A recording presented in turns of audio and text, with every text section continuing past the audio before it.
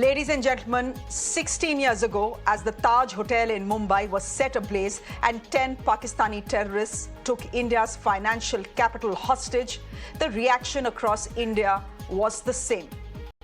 Seething rage. Rage at how easily the killers had sneaked in via the sea. Rage at how well prepared their coordinated attack was. Rage every time an Indian soldier fell. Rage when 166 Indians were gunned down. And then the frustrated rage of 1 billion plus people who were made to wait endlessly for justice. To some extent, a limited extent, that wait is finally beginning to pay off. As Tahawwur Hussain Rana lands on Indian soil, he will become only the second accused in the 26/11 terror attack to face trial in an Indian court. Ladies and gentlemen, make no mistake. The moment is a landmark in India's fight to bring all perpetrators to book. Most of them, of course, are in Pakistan, safe in the arms of the ISI. So it will be difficult to get to them.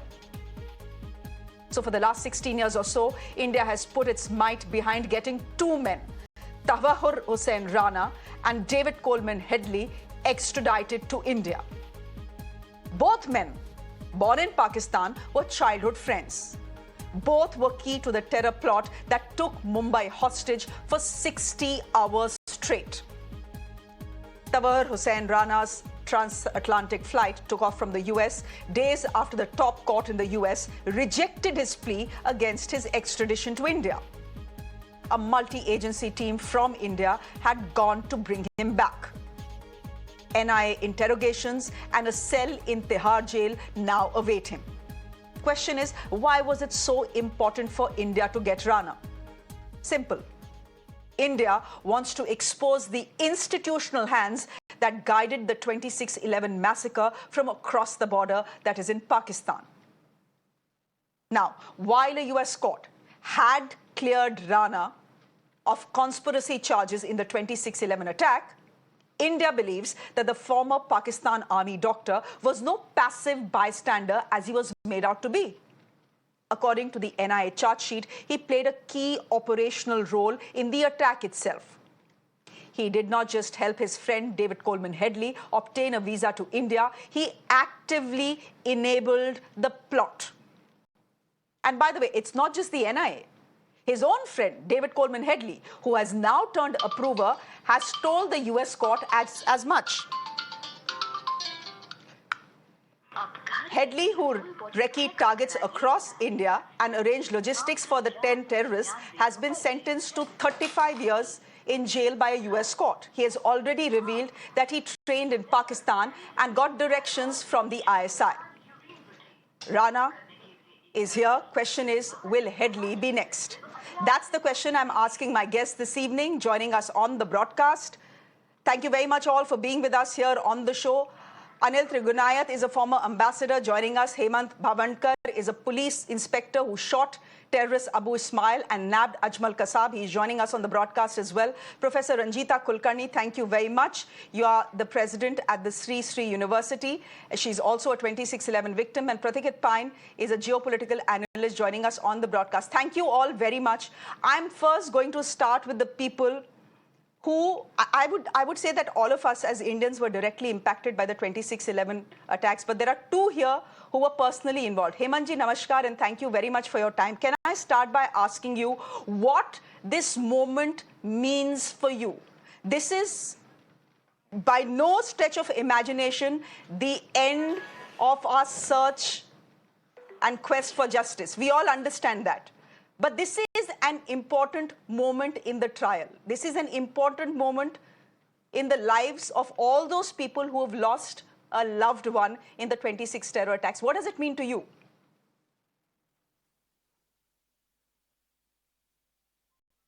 It means a lot.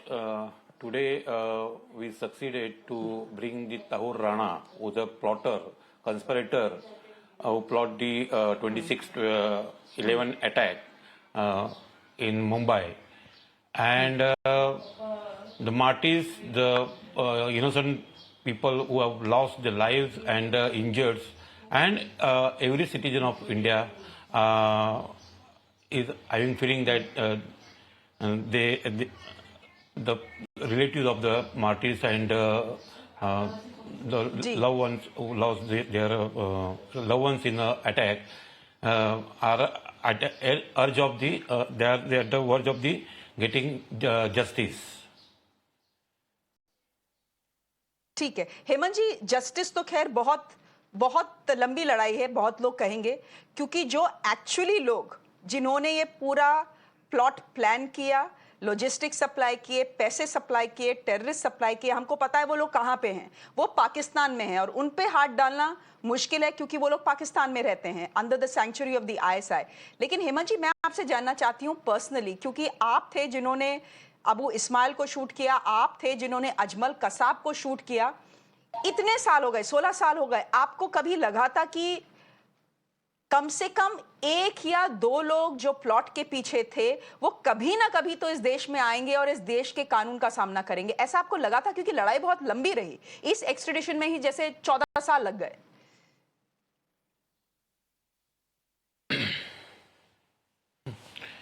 मुझे पूरी उम्मीद थी कि एक ना एक दिन ये प्लॉटर है उसमें से कोई भी तो अपने इंडियन कोर्ट के अंदर उनको ट्रायल फेस करना पड़ेगा। और मुझे खुशी है और मैं इस बात के लिए एनआईए टीम को अभिनंदन करता हूं कि एक्स्ट्राडिशन करके ताहूर राणा को इंडिया में वो लेके आ रहे हैं।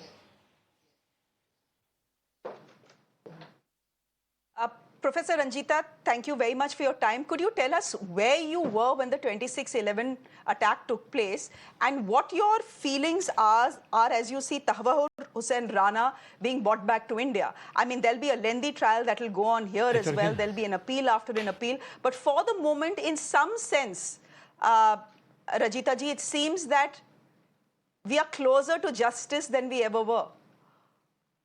Yes, Shreya ji, thank you for inviting me on your panel. And I want to start by first giving a big salute to Hemant ji and the entire Bombay police force who so valiantly played their role in securing us, saving us, many of whom we unfortunately lost. They sacrificed their lives for us. So I want to start by offering my gratitude. We are alive today because of them. I was in the Taj Mahal Hotel in the Masala Craft restaurant with my husband, Ajay Bagga, and we were meeting a friend of ours who was a German member of the European Parliament. In fact, Shreya ji, not many people know that there was a big delegation of European parliamentarians which was visiting Mumbai and were booked to stay in the Taj. And they were checking in that night, but I think they got delayed somewhere. And that's what saved them. But our friend, because we were planning to meet her in the Taj itself for dinner, she reached early, and that's where we were in Masala Craft. And of course, it was just after 9 that we had entered the hotel, and I think about 15 minutes before the firing started. And then, of course, it was a long night. We had to move from Masala Craft into the chambers at some point during the midnight, and then we were there until the NSG rescued us around 9:30, 10 in the morning.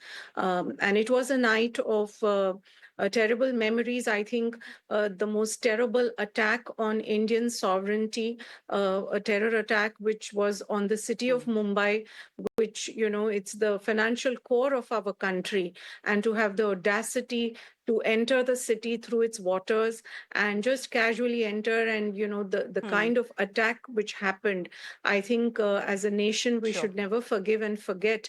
So as you asked, today is a huge day for us. It's an extraordinary achievement.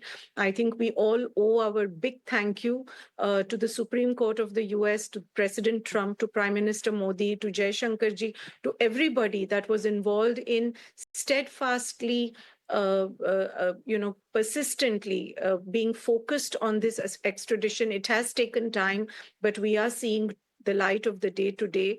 And I think it is a day to feel proud as an Indian. I feel proud today that my country cares about my safety and about my security. So today is a day of great catharsis, I think, for all of us, Shreya ji, not only for us who are inside any of these locations, but for us as a city and a nation. It was a national event. This terror attack was not limited to a city, it was for the whole country. So I think it's a day of great gratitude personally for me, and I think for the country, a sense of, I think a sense of victory, because it is one more rung in the steps to justice that we are climbing.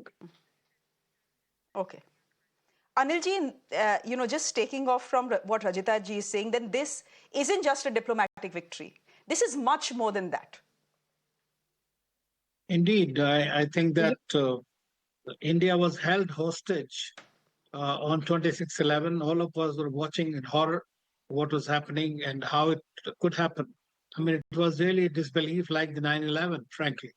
And but we saw it happen, and we saw that how easily Pakistan was able to get away from the responsibility of having done anything. They completely denied it. Today, that is something that is proven, that consistent persuasion by the Indian government for reaching that logical outcome has paid off. And I think, as you know, that negotiating the extradition treaties are extremely difficult, and executing them is more Correct. so. And I mean, in this case, we are seeing getting somebody from Western countries, especially the United States, whose track record of respecting the international treaties is not that great. But we have been able, this is a great achievement in that sense. That also shows the kind of relationship that we have with the country. And I think that this is very important. But at the same time, until and unless the Pakistani state, deep state, or ISI or their government is brought to justice, and nothing is going to happen really. We'll continue to face these kind of terror attacks again and again, because these people only need one small security lapse in one time. You may be continuing to have a vigilance all through, but it's just one single attempt. So a state, because Pakistan follows a foreign policy of a cross-border terrorism as an instrument, and regularly has continued for last 4 decades. And despite that, it has gotten away from it because of the kind of double standards that most of the powerful countries employ in dealing with Pakistan. So I think that with this particular person, apart from the diplomatic or political victory, we can say, it is also very important that whatever data we will get from him after the investigations is likely to pin the Pakistani state down in this pollution that happened. Okay. What was Tahawwur Hussain Rana's plea in the US Supreme Court? He pleaded something called double jeopardy, essentially to say that a US court has already tried me and found that the conspiracy charges against me as far as 26/11 are concerned do not hold. And therefore, I have not been convicted for it. So when a US court has already cleared me of conspiracy charges, how can you let me go to India and face trial for exactly the same charges? It is something called double jeopardy in the United States of America, but the US Supreme Court thought better. They said, no, Tahawwur Hussain Rana doesn't actually have a case. He needs to be extradited to India. So yes, one must be thankful to the US Supreme Court as well. But Pathikrit, can I just get you in here? Fact is that David Coleman Headley is an approver in the case. He's sung like a canary. He has exposed everything there was to expose about Pakistan's hand in the 26/11 attack. All right, Tahawwur Hussain Rana hasn't done so. When he comes to Indian soil, he will be tried. NIA has a list of questions they will ask him. So the ultimate aim is to expose the institutional hand that guided 26/11 from across the border. Even if Tahawwur Hussain Rana, ex-army captain of the Pakistan army who served as a doctor and then went to Canada and became a Canadian citizen, even if he says yes, that the hand was the ISI's, yes, that training was given by the ISI to the terrorists and to David Coleman Headley as well. In any case, Headley has said all of that. My point is, what will it achieve? Because it's very difficult for us to extradite anyone from Pakistan. No, Shreya, first and foremost, you don't need to extradite everybody from Pakistan. They're being dealt in a different way. I'm sure we all know about it. So that is another game.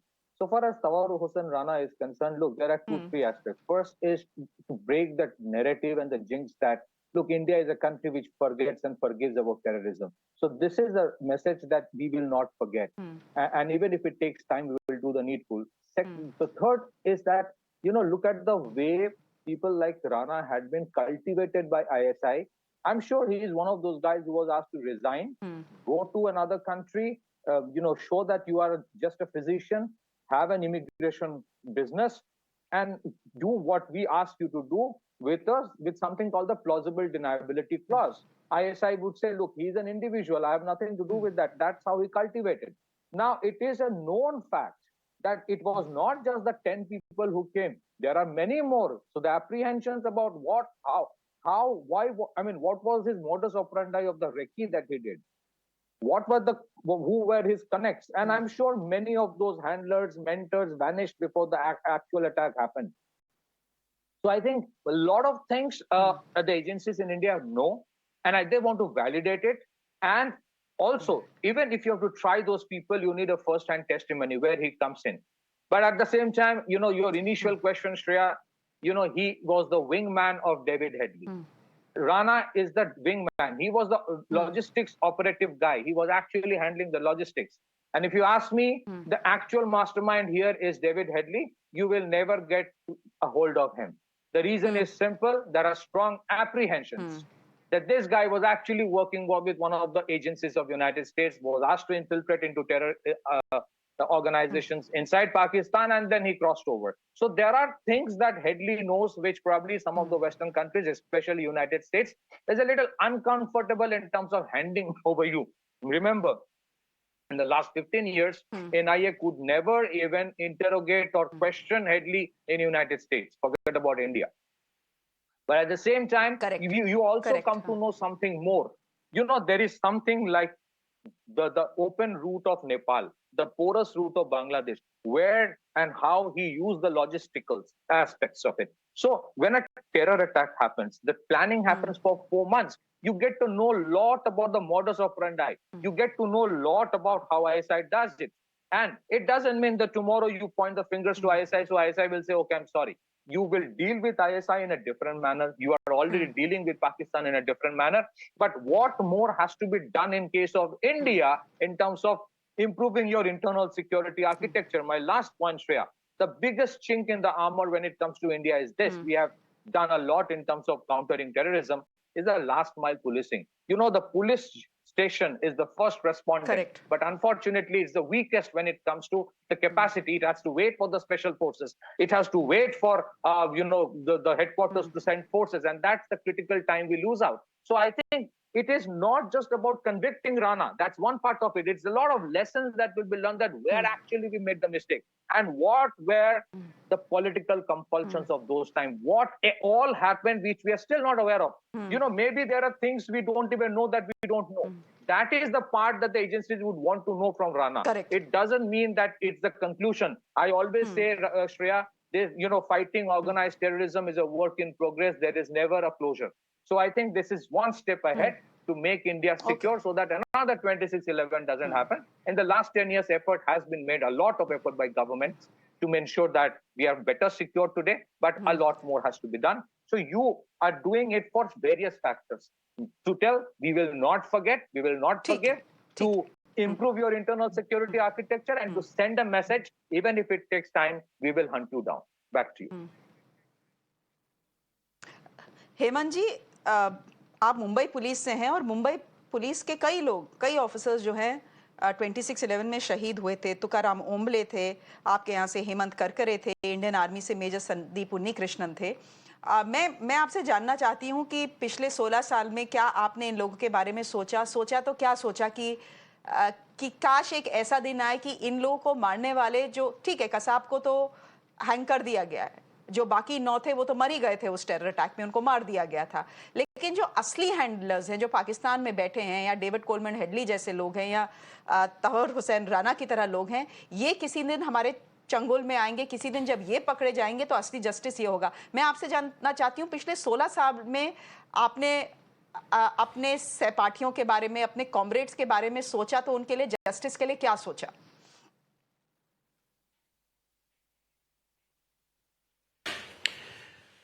नहीं, जब कसब को फांसी दी गई तब हमें लगा कि इसमें जस्टिस आधा हो गया है, लेकिन ये कॉन्स्पिरेटर्स जो है अभी भी हमारे गिरफ्त में आए नहीं है। जब वो दिन आएगा जो हमारे गिरफ्त में होंगे और उनको भी इंडियन कोर्ट्स में ट्रायल के लिए पेश किया जाएगा और उनको भी जो सजा होगी तब हमारे जो सहकारी थे उनको जस्टिस मिला, ऐसा मैं मानता हूं। अभी इसकी शुरुआत अब राणा से हुई है। अब आगे देखते हैं प्रोसीजर कैसे आगे बढ़ती है। Professor, do you feel that it should be David Coleman Headley next?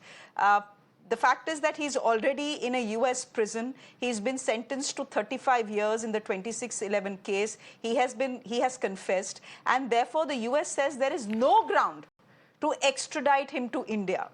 Do you hope one day that the United States of America changes its rule and changes its mind and sends David Coleman Headley to India to face trial here? You know, Shreya ji, what has happened now with this extradition is definitely very encouraging. And with the persistent efforts of our government, I have no doubt in my mind that every person and every institution who needs to be brought to book for this dastardly terrorist attack will be. I think that is something for us to feel very proud as Indians today, that we are in hands of agencies and government which cares for us and which will leave no stone unturned. There have been a number of examples in the last decade where Indians have been evacuated, for example, from disaster-torn areas or war-torn areas. Planes have been sent right up to evacuating students from Ukraine. So our government is doing so much on so many counts. So I think this is no different. And, I don't want to get into the technicalities of who should be brought back and when, but what I'm confident overall that every effort is being done. And I think we should have the faith that we will see the light of the day as far as justice is concerned for this dastardly attack. And I think we owe it to ourselves and we owe it to our future of our nation. You know, we are aspiring to be a top 3 economy of the world. We are not a pushover nation, and we hold a certain social and diplomatic capital in the world today. And our voice is not small by any measure. So that is my sense of faith and my sense of confidence. Anil Trigunath, I'm not by any means undermining the return of Rana. It's a milestone in this case. I think all of us can agree to that. But do you ever see a day where David Coleman Headley will be brought to India to face a court of law in this country? Because he knows secrets that possibly Rana doesn't know. Well, I think that the Indian government did have access to all the, interrogation that was then conducted in the United States by the NIA. They had shared with us. We have a robust intelligence exchange with the United States. And only thing is, I mean, if you were to ask me, I agree with Pathikrit, it will be extremely difficult to get Headley to India.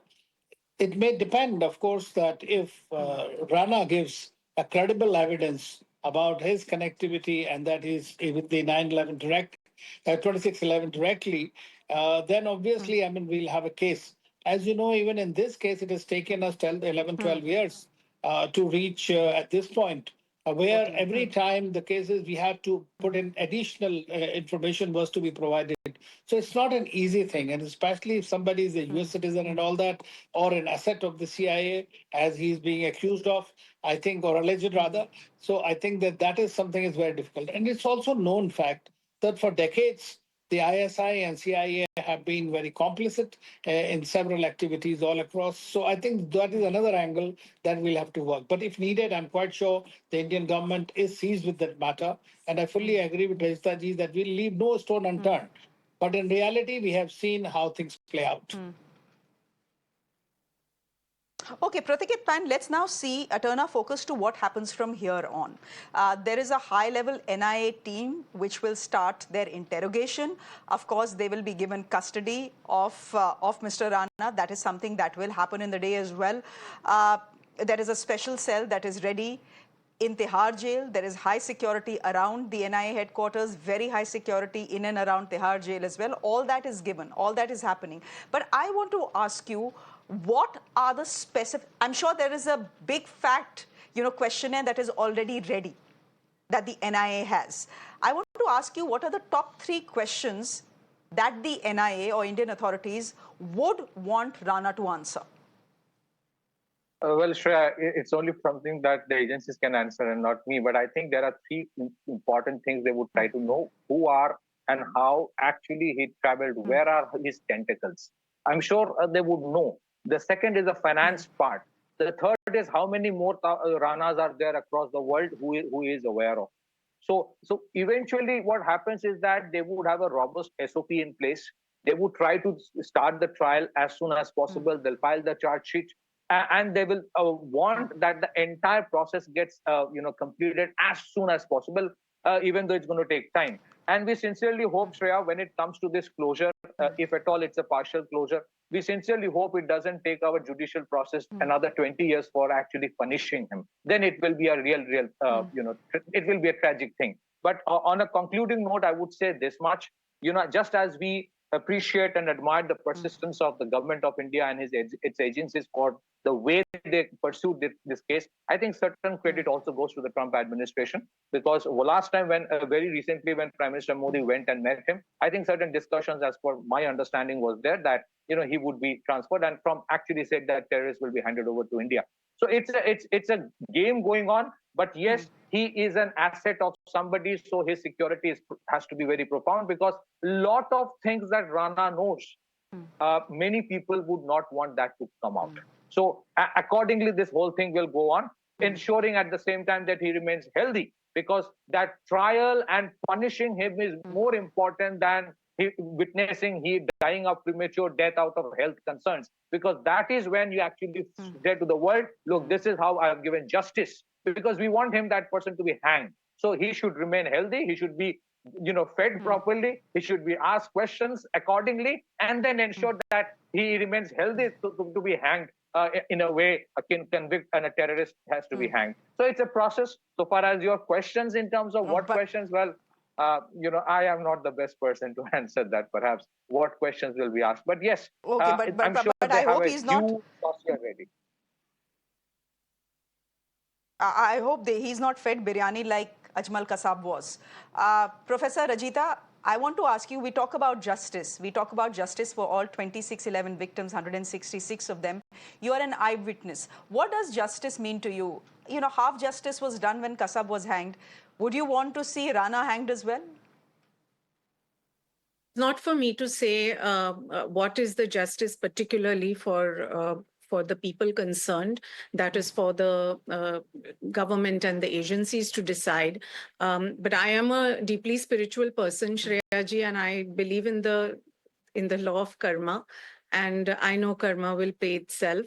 So at a deeply personal level, I feel the fact that we have reached this stage and, we are seeing today's day is already a sense of justice. Of course, there's a long way to go. But at a national level, I think justice is served when these kind of perpetrators are brought to book, when there is a strong message that goes out in the international community that we cannot be taken lightly. If you come and harm us, if you come and attack us, even if you think of doing it, you will be paid back. And we must make sure. I was watching some other reportage on all these, on today's topic.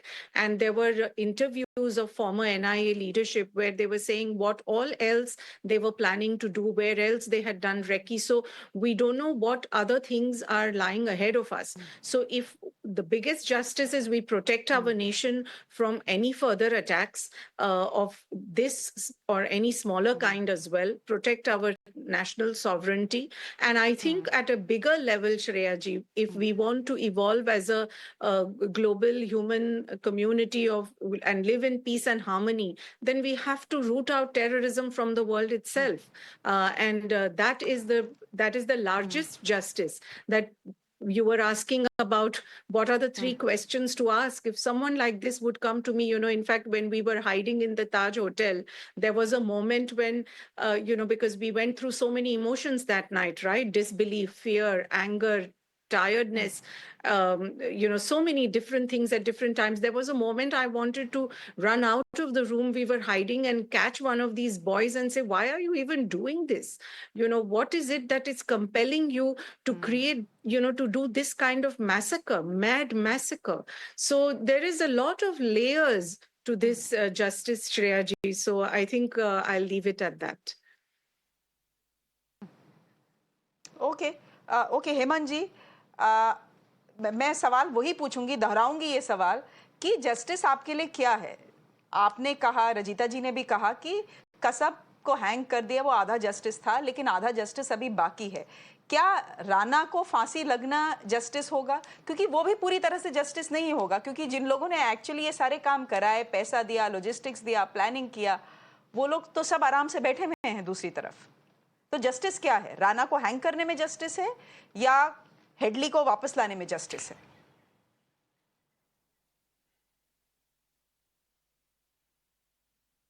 नहीं, राणा को punishment देना भी justice हो सकता है. उसके बाद अगर जो प्लॉटर्स और कंस्पिरेटर्स बचे हुए उनको हम अपने कोर्ट्स में लाए और उनको ट्रायल करें और उनको भी सजा दे, वो जस्टिस फुल हो सकता है. चलिए, final word to Anil ji. Anil ji, we've seen Rana land in Delhi at the Palam airport. There are multiple things that will happen from here on. Ultimately, it will be the NIA that will be interrogating him for multiple days. A trial will start. One just is keeping one's fingers crossed that this doesn't take too long. But by the end of it, how would you want this trial to end? I'm asking you whether you think there'll be a fit case for Rana to hang, and whether that will be enough, whether that will give any one of those 166 people or a nation of 1 billion plus people any sense of closure. Well, I think, Shreyaji, that Rana's running from the law has come to an end now, and justice. So hopefully justice will be served and we have our own law under which he will be given the punishment that he deserves. I cannot say whether he should, by hanging him, will solve all the problems, but until and unless, as you rightly mentioned, that the whole linkage is exposed thoroughly once again, it will not help much. All right. Anil Trigunayat, thank you very much for joining us on what is a landmark day in trying to get justice for the 2611 victims, and there were not just 166 of them. It was a nation of 1 billion plus people. Hemanji, thank you very much for joining us. Professor Rajita, thank you very much. And Pathikrit Payne, thank you very much for joining us. Ladies and gentlemen, with that, I'm slipping into a break. There's more on the other side. Do stay with us.